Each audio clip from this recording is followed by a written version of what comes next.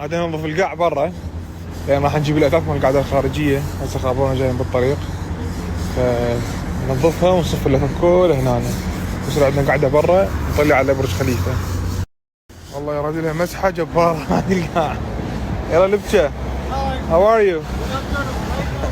يلا.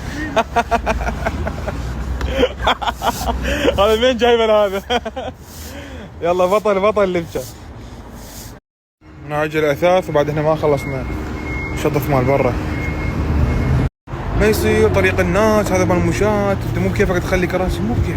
قدمنا على مليون موافقة ودفعنا 1000 فلوس، واجرناها للمكان وجوي قاسة وحسبة، وتركنا مال المشاة انطونا المسموح واللي لنا واللي علينا. يعني مو هيك من يجي يحط كراسي بكيفه.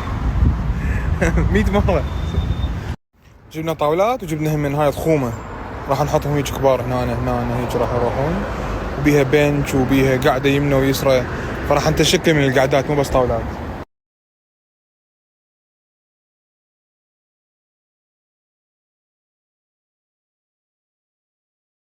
صارت قاعدة خرافية، الهواء والفيو قدامنا. ترتيبات، بعد عندنا نباتات راح تصير هنا فر. كملنا هذه الاثاث خليناها هسه، بعد شوية يجيبون النباتات، حطها كل هنا فر حتى تصير مثل السياج.